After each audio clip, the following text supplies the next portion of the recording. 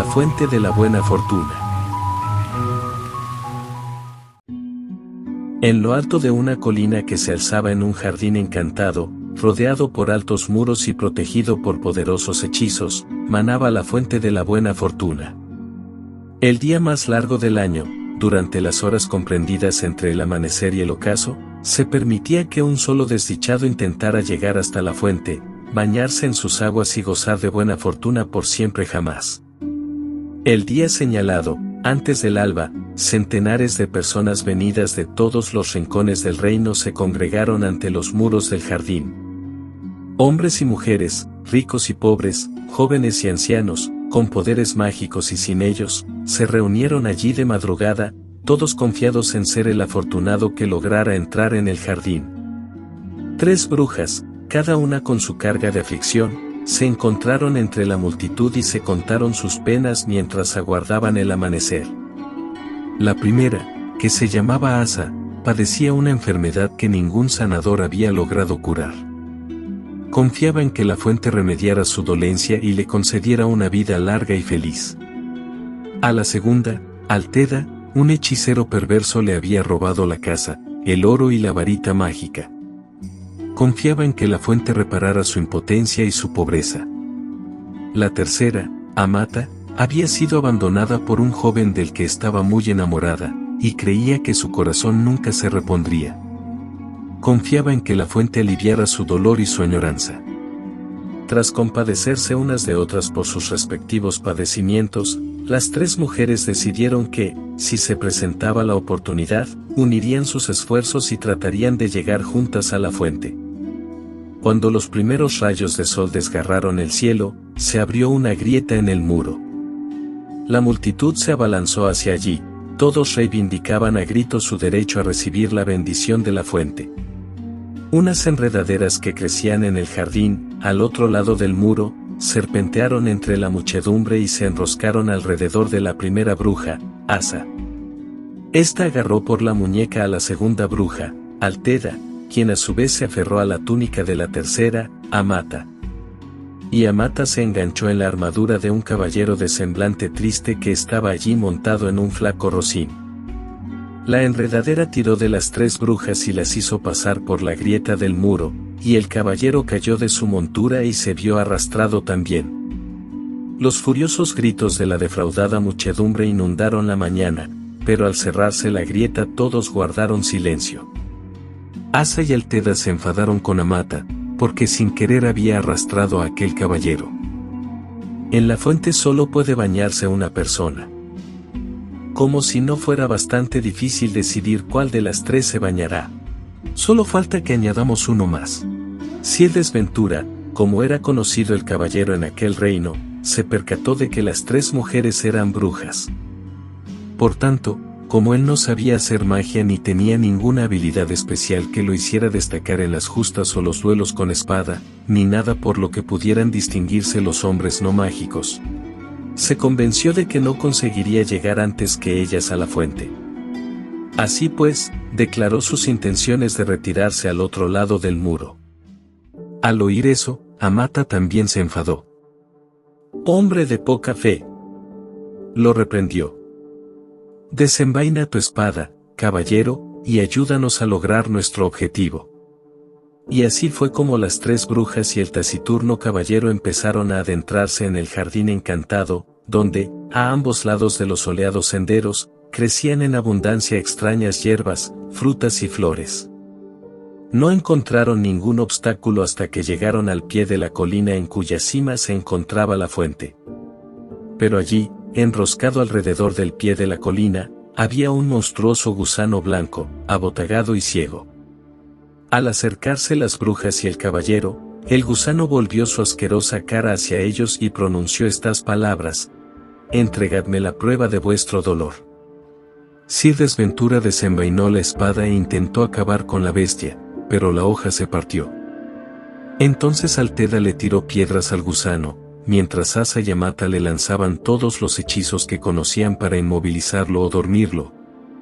Pero el poder de sus varitas mágicas no surtía más efecto que las piedras de su amiga o la espada del caballero, y el gusano no los dejaba pasar.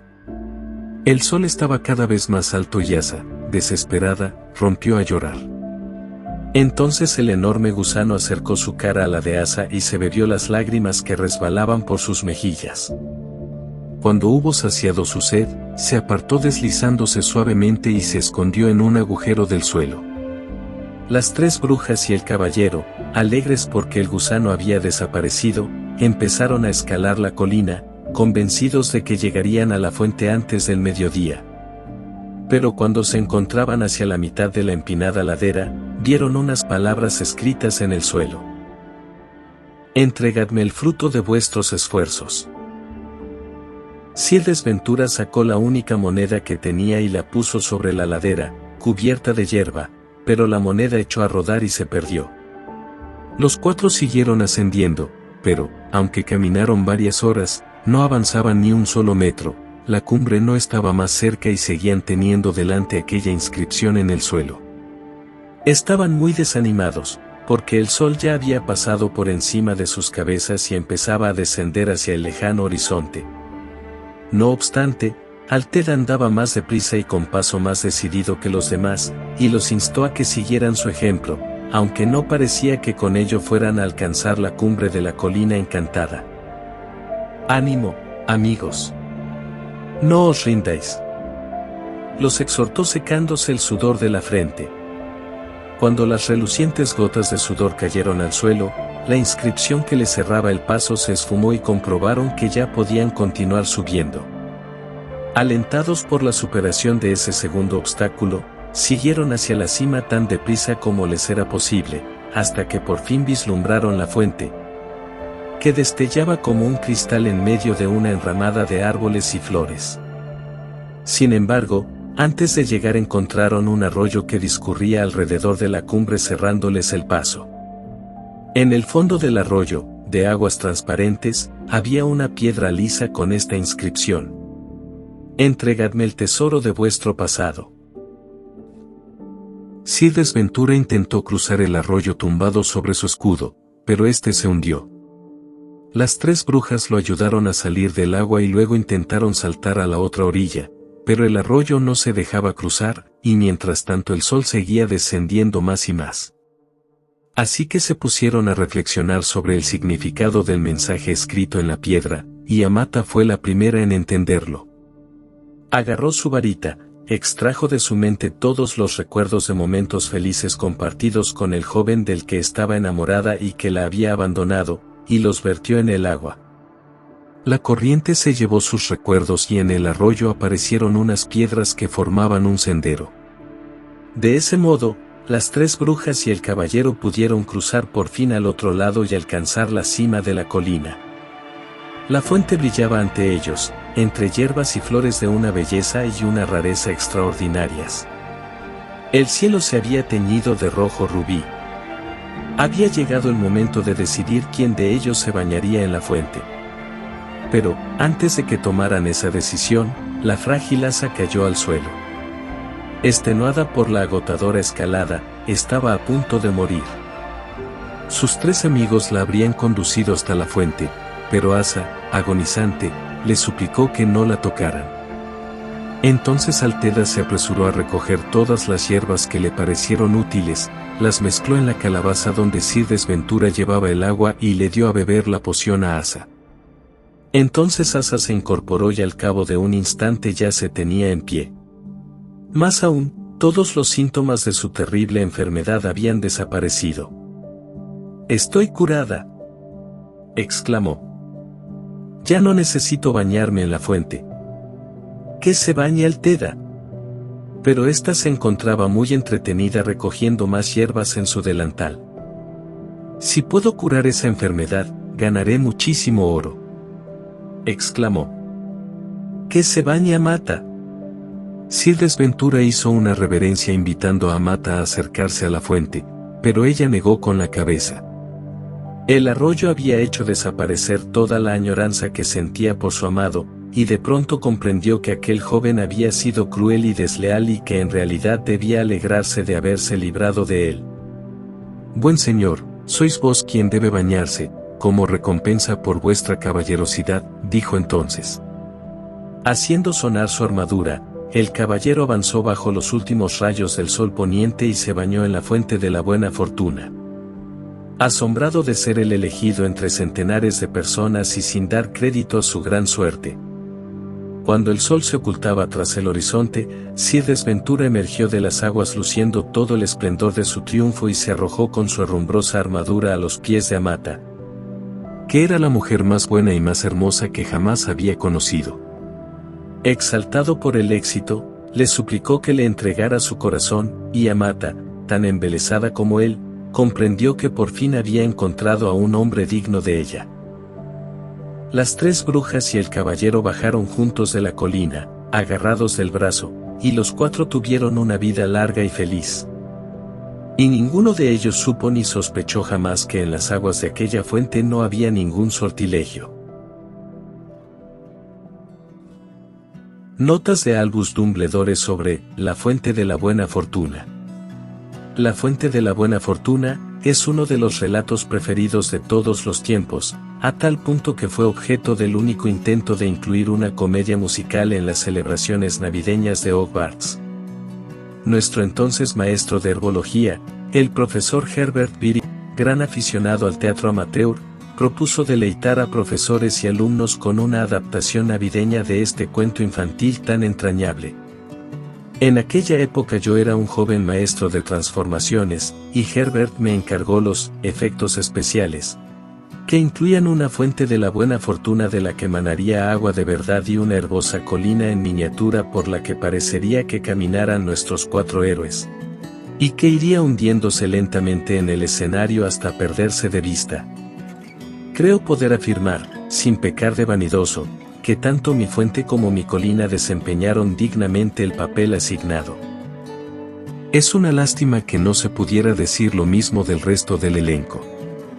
Dejando aparte, de momento, las trastadas del gigantesco gusano que nos proporcionó el profesor Silvanus Quetoleburn, maestro de cuidado de criaturas mágicas, el elemento humano resultó desastroso para la obra. El profesor Beatty, que dirigía la función, había cometido el error de ignorar los enredos emocionales que se desarrollaban ante sus propias narices. No sabía que los alumnos que interpretaban a Amata y el caballero habían sido novios hasta una hora antes de alzarse el telón, momento en el cual Sir Desventura decidió declararle su afecto a Yasa. Basta con decir que nuestros buscadores de buena fortuna nunca alcanzaron la cumbre de la colina. Nada más alzarse el telón, el gusano del profesor Quetoleburn, que resultó ser una Aswinder 5 a la que habían hecho un encantamiento aumentador, explotó con una lluvia de chispas y polvo y llenó el gran comedor de humo y fragmentos del escenario. Mientras los enormes y abrasadores huevos que la Aswinder había puesto al pie de mi colina prendían fuego a las tablas del suelo, Amata y Yasa se volvieron una contra la otra y empezaron a batirse en duelo, con tal fiereza que el profesor Beatty quedó atrapado en el fuego cruzado, y los maestros tuvieron que evacuar el gran comedor, pues el incendio declarado en el escenario amenazaba con extenderse y envolverlo todo en llamas. El espectáculo de esa noche terminó con una enfermería atestada de gente. Pasaron meses hasta que el gran comedor dejó de oler a humo, pero la cabeza del profesor Beatty tardó aún más en recuperar sus proporciones normales, y al profesor Quetoleburn lo relevaron del periodo de pruebas. El director Armando Dippet prohibió cualquier tipo de comedia musical navideña, y hasta hoy Hogwarts siempre ha mantenido esa prohibición, que se ha convertido en toda una tradición. Pese a nuestro fracaso teatral, probablemente, La fuente de la buena fortuna sea el cuento de Vedle más famoso, si bien tiene sus detractores, al igual que El mago y el caso Saltarín. Más de un padre ha exigido que se retire ese cuento en particular de la biblioteca de Hogwarts, entre ellos, qué coincidencia, un descendiente de Brutus Malfoy y en su día miembro del Consejo Escolar de Hogwarts, el señor Lucius Malfoy. Este me propuso la proscripción de la historia en una misiva que rezaba: toda obra de ficción o de no ficción que mencione el cruce entre magos y mugíes debería ser retirada de las estanterías de Hogwarts. No quiero que mi hijo reciba influencias que puedan llevarlo a mancillar la pureza de su linaje, y por ese motivo impediré que lea historias que fomenten los matrimonios entre magos y mugles. Mi negativa a retirar el libro de la biblioteca fue respaldada por la mayoría del consejo escolar. Escribí al señor Malfoy explicándole los motivos de mi decisión. Las llamadas familias, de sangre limpia, mantienen su presunta pureza repudiando, desterrando o mintiendo acerca de los mugles y los hijos de mugles que aparecen en sus árboles genealógicos. Y después pretenden endilgarnos su hipocresía a los demás, pidiéndonos que proscribamos obras que tratan de las verdades que ellos niegan. No existen un solo mago ni una sola bruja cuya sangre no esté mezclada con la de los mugles. Y por tanto considero ilógico e inmoral retirar del acervo de conocimiento de nuestros alumnos obras que versan sobre ese asunto. Este intercambio marcó el inicio de la larga campaña del señor Malfoy para que me apartaran del cargo de director de Hogwarts, y el de la mía para apartarlo a él de su posición de mortífago favorito de Lord Voldemort. Gracias por acompañarnos en esta fantástica historia. Si te gustó, dale a like y suscríbete a La Madriguera Hispana. Recuerda seguirnos en las demás redes sociales para ver más contenido, incluidos los audiolibros de Harry Potter completos. Hasta la próxima.